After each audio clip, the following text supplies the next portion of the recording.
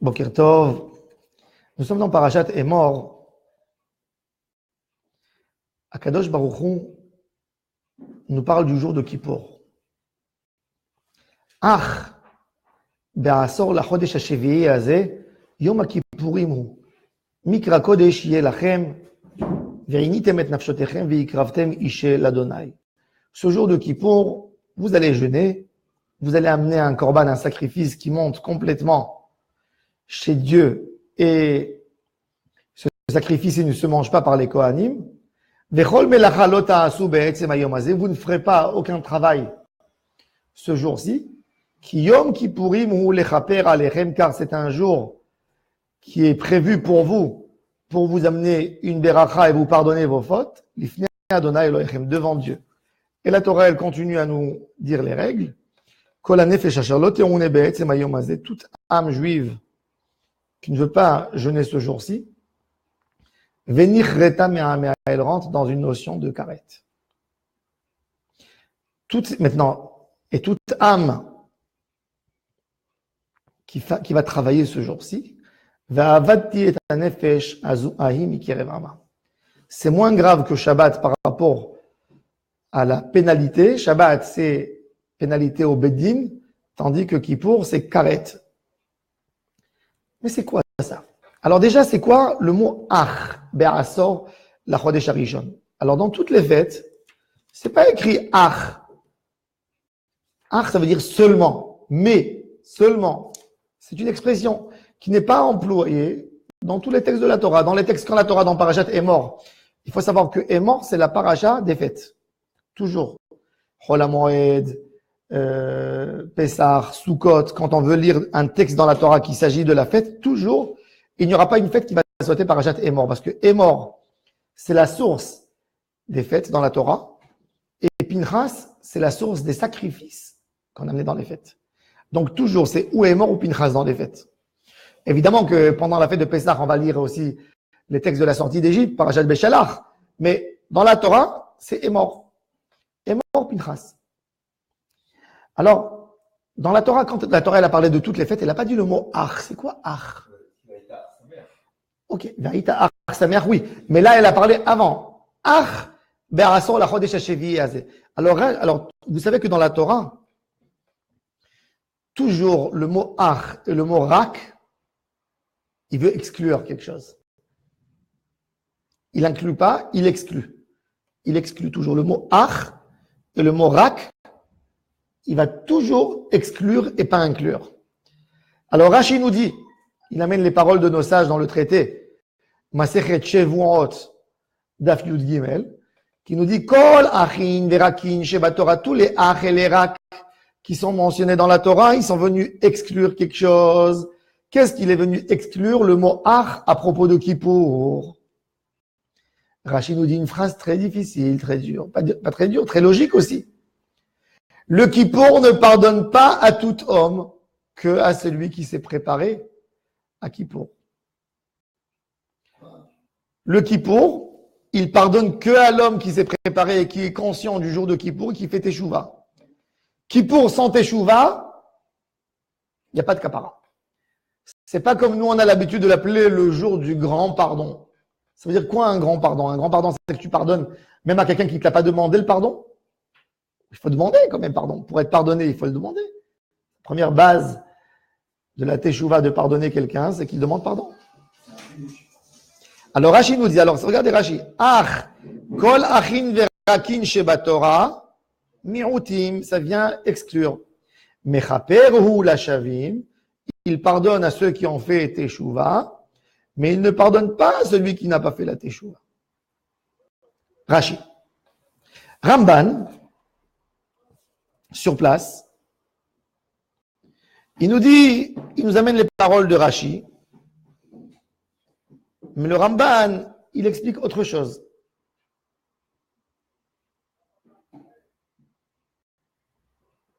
Le ach, il veut dire d'après le Ramban, achen, oui, il s'avère que c'est vrai. Ramban nous dit qu'en réalité, Kippour, Akadosh Baruch Hu te dit, je te pardonne sans condition. Il n'y a pas de petites lettres. Il y a quelqu'un qui vient et te dit, si tu feras ça et ça, je te pardonne. Après, tu dis non, mais tu n'as pas fait exactement ce que je t'ai dit et tu l'as pas fait à la... Akadosh Baruch Hu, il te dit, chez moi, il n'y a pas de petites lettres. Viens chez moi. Montre preuve. Le fait qu'un juif jeûne, déjà, c'est une preuve qu'il va être pardonné. Donc, le jour de Kippour, il nous montre quelque part qu'on veut se réconcilier avec Hashem Yitbarach. Akadosh Baruch Hu, qu'est-ce qu'il veut de nous? Le jour du pardon, en réalité, on aurait pu être pardonné toute l'année. Mais on cherche des occasions et des jours spéciaux pour se recueillir devant Hashem. On ne veut pas demander pardon à tout hasard, toute l'année, chaque jour. Les gens ils vont te dire, tous les jours je demande pardon à Hashem. Tous les jours je demande pardon, mais tous les jours je l'enfreins. Comme il disait Rabbi Elimelech de Lijensk, avant de faire le schéma tous les soirs, il dit, Dieu, pardonne-moi sur ce que je t'ai fait cette journée. Je me suis mal comporté. Mais même hier, avant d'aller dormir, j'ai dit pardon, et malgré tout, j'ai fauté pendant cette journée. Mais ce soir, papa, je t'assure, je suis sincère. Pardonne-moi. Et tous les soirs, il disait comme ça. C'est vrai, c'est beau, c'est une force de demander pardon. Kadosh Baruch Hu, à chaque moment quand on lui demande pardon, il nous pardonne. Si on essayait de comparer les pardons, la quantité de pardon qu'on a demandé à Hachem, et on essayait de le comparer à un être humain, ça serait mal passé. Imagine-toi que tu marches dans la rue et tu écrases le pied de quelqu'un. Et il lève ses yeux, il te regarde et tu lui dis, oh, pardon. Tu fais un petit sourire timide, tu vois. Pardon, monsieur. Il te dit, ok. Tu remarches dans la rue après 3 minutes et tu lui réécrases le pied. Et il lève les yeux, ah, vraiment pardon. Vraiment, vraiment pardon. 3e fois que tu passes, encore une fois, tu lui écrases le pied. Ça y est, arrête. Écrase une 4e fois, tu te prends des coups. Et nous, qu'est-ce qu'on fait avec Hachem? Pardon, pardon, pardon, pardon, pardon, pardon, pardon, pardon, pardon, pardon. Et Akadosh Baruch Hu, comment il s'appelle? Hanoun Amarbe l'histoire. Amarbe. Beaucoup. Jamais il se fatigue de pardonner. La grandeur d'Hachem, du fait qu'il nous regarde comme si on n'a jamais fauté et qu'il nous pardonne, ça devrait nous humilier sur toutes nos fautes plus que tout. Le pardon, en réalité, il est beaucoup plus grave que n'importe quelle pénalité. Imagine-toi que tu fais du mal à quelqu'un et il te caresse. Et tu sais, toi et lui, qu'il est conscient à 100% du mal que tu lui as fait. Il te dit, je te pardonne. Après, il continue à venir te dire, je te pardonne. Il te fait du bien.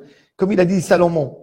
Salomon, il a dit, si tu veux te venger de ton vrai ennemi, quand il a faim, donne-lui à manger du pain. Tu lui donnes pas du pain. Tu lui jettes des braises sur la tête. Quand tu rends du bien à un ennemi, il a tellement mal dans son cœur qu'en réalité, Shlomo, il te dit, Salomon, il te dit, la vengeance est plus grande. Il dit, ne crois pas. Shlomo, il vient pas là il est pas dans l'idée tordue pour te dire comment tu vas torturer quelqu'un d'autre. Mais il vient te dire, même pour toi, que tu veux te venger, il dit, venge-toi d'une bonne manière. Parce que sache-le qu'en réalité, c'est une plus grande vengeance. Quand tu te comportes bien et tu rends à l'autre contre le mal, tu lui rends du bien, tu t'es vengé beaucoup plus. Quand tu donnes à ton ennemi du pain, en réalité, tu lui as donné des braises à manger. Akadosh Baruch Hu, la grandeur d'Hachem, en fait, le Kippour, c'est d'être toi devant Hachem. Il n'y a même pas de parole. Il y a lui et toi. Toi devant lui. Tu te regardes. Tu regardes à quel point tu es taché. Tu regardes à quel point tu l'as embêté gratuitement, sans qu'il t'a fait aucun mal. Tu regardes ce que tu as fait à ton Créateur et tu mets en proportion tout le bien que lui t'a donné. Tu mets en face, équivalent. Il t'a fait du bien, je lui ai fait du mal. Il m'a donné de la bonté, je lui ai rendu ça. Il m'a fait... Et il ne parle pas. Il vient te soigner comme une infirmière qui vient nettoyer. Il te nettoie toutes tes plaies. Il t'enlève toutes tes fautes et il te regarde avec un sourire. Tu as honte. Ça, c'est Kippour. Kippour, c'est pas un jour qu'on est là devant Dieu qui nous regarde avec une doigt et avec un doigt et qui nous menace. Toi, je vais t'envoyer en enfer. Non, c'est pas comme ça. C'est la honte d'être devant Akadosh Baruch Hu et de se retrouver avec toutes nos fautes. Il te dit, mon fils, je suis là toujours pour toi, t'accueillir. Et tu te dis, ah, le mal que j'ai fait. C'est comme un homme qui a fait du mal dans son couple, qui a fait du mal à ses parents, et qui vient demander pardon. Et ses parents lui disent, mais toujours on t'a attendu, toujours on t'a béni, même quand tu nous as fait mal. Toujours on était là pour prier pour toi. Le mal que l'enfant il se sent dans ce moment-là, on peut même pas expliquer. Même pas expliquer. Ça, c'est le vrai tikkun de Kippour. Akadosh Baruch Hu, je te dis, je suis là, moi. Je suis là pour toi. Est-ce que tu es conscient toujours? Est-ce que tu es conscient de ce que tu reçois? Cadeau d'Hachem, de ce pardon, tu es conscient. C'est pour ça que toute l'année, dans nos 3 prières, on demande le pardon. Hanoun Amar Belisloar. Pardonne-nous, pardonne-nous. Mais on n'est jamais conscient du grand pardon d'Hachem. À quel point il nous pardonne, nous ne sommes pas conscients. Pour avoir cette conscience, on fait le jour de Kippour. Et ce jour, il arrive le 7e mois de l'année, qui est le mois de Tishrei. 10 jours après Rosh Hashanah. Où on a vu que le pardon, il se passe après la pénalité. Un pardon, il doit se faire avant une pénalité. Avant le jugement, toujours quand il y a quelqu'un qui a un jugement, qu'est-ce qu'il essaie de faire?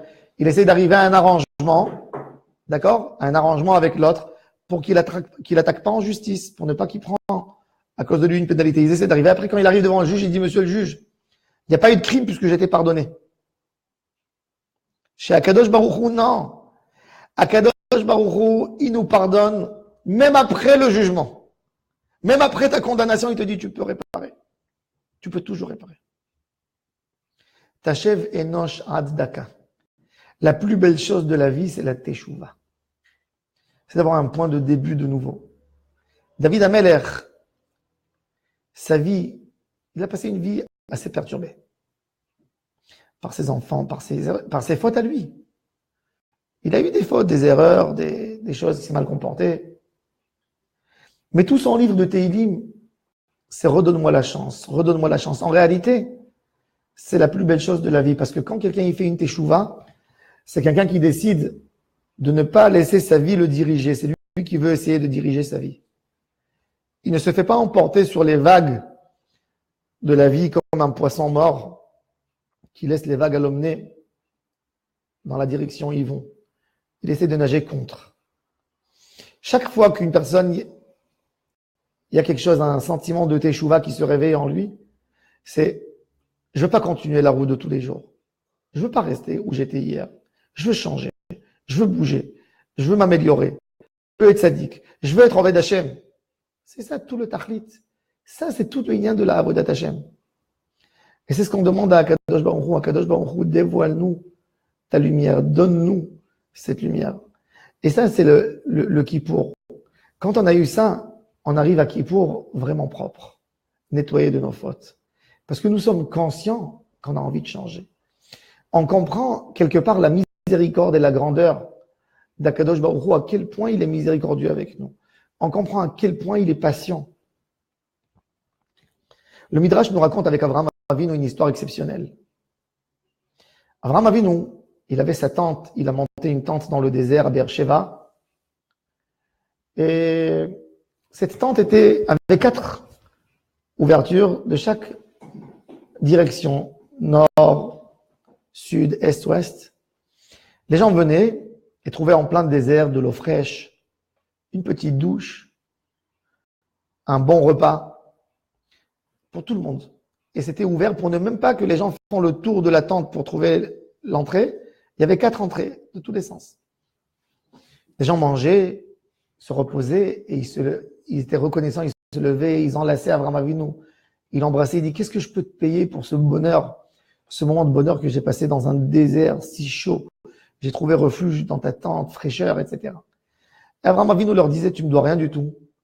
Je te demande de remercier Dieu. Et il dit, c'est qui Dieu? Et Abraham lui enseigne Dieu, celui qui a créé le ciel, la terre, l'univers, tout ce qu'il y a là-dedans, qui m'a donné cette force de te servir. Et les personnes disent merci Dieu, le Dieu d'Abraham. Un jour, est arrivé chez Abraham un vieux de 90 ans, complètement athée. Il mange, il se repose, il profite bien. Et après, il dit à Abraham, je vais te payer. Abraham lui dit, c'est pas à moi. C'est Dieu que tu dois payer. Et il dit, qui c'est Dieu? Il commence à parler mal de Dieu. Moi, j'ai vu que tu m'as donné une assiette. Je dis à toi qui as ses mains, merci. Je ne sais pas qui t'a envoyé. Arrête de me raconter des histoires. Et dans la discussion, il parle trop dur, des choses vraiment vexantes par rapport à Dieu. Et Abraham lui dit, ben, si c'est comme ça, va ailleurs. Fais sortir de là. Va-t'en. Le gars, il se sent pas bien de rester comme ça avec Abraham. Il sort vexé. Et il sort. Après 1 heure, Dieu se dévoile à Abraham. Elle lui dit, moi, j'ai 90 ans de patience pour cet homme. Je le veux chez moi. Toi, 1 heure de discussion, tu n'es pas capable de résister avec lui? Moi, 90 ans, je le supporte avec tous ces mots, ces méchants mots, toutes ces paroles. Je le supporte. Et toi, tu n'es pas capable de le supporter? Va le chercher. Va le chercher. Et Abraham qui commence à le chercher dans le désert, et il le trouve à quelques heures fatigué, en train de soupirer, il transpire. Et Abraham descend de là, lui dit, mon ami, je te demande pardon. Tu vas revenir chez moi. On ne parlera pas de religion. Je dois te respecter. Je te dois un honneur parce que tu es un être humain comme moi. Que tu as compris ou que tu n'as pas compris, c'est pas mon problème, c'est le tien. Viens, honore-moi. Ne sors pas de chez moi. Il embrasse, je te demande pardon. Il s'embrasse et il revient chez lui. Et Abraham lui donne beaucoup d'amour, beaucoup d'affection. 2 jours. Après 2 jours, le gars, il commence à dire à Abraham, eh ben, écoute, je voudrais étudier vraiment de quel Dieu tu parles. Et il parle et lui enseigne bien les règles. Et le gars, le 3e jour avant de sortir de la tente d'Abraham, il lève ses yeux au ciel et il dit, Dieu, merci que tu m'as fait connaître ta gloire et ta grandeur à l'âge de 90 ans. La force, Akadosh Baruch Hu, il attend tout homme. Il a une patience sans limite pour nous tous. Il est là pour nous accueillir dans tous les cas. Dans n'importe quel moment, il est là. Il est là pour te recevoir. Il suffit rien que de demander. Il est là de nous demander, Dieu, dévoile ta présence, montre-moi ta grandeur, montre-moi ta dimension. C'est tout. Ça, c'est Kippour. Kippour, l'âme de l'homme, elle est prête pour sentir le pardon d'Hachem. Donc, il ne mange pas. Il n'est pas dans les habits. Il est à la synagogue toute la journée. Il se concentre dans la grandeur d'Hachem, dans le pardon. Ça serait très dommage de faire Kippour et de penser au bon repas qu'on va manger le soir. Tout le Kippour, il est destiné rien que pour que tu fermes tes yeux, même pas, ne prie même pas à la rigueur. Ferme tes yeux et sois conscient de la grandeur du pardon, de ce que Hachem fait pour te nettoyer toute l'année, pour te donner une nouvelle chance, une autre occasion pour le connaître, pour se rapprocher de lui. C'est tout. Quand tu as eu ça, tu as tout compris. C'est ce qu'il nous dit le Ramban. Oui, sache-le mon fils, je te pardonne tout le temps. Je suis là pour te pardonner. Ce grand jour, c'est pour que tu reconnais cette grandeur, cette occasion que je t'ai donnée. Donc, utilise-la. C'est tout.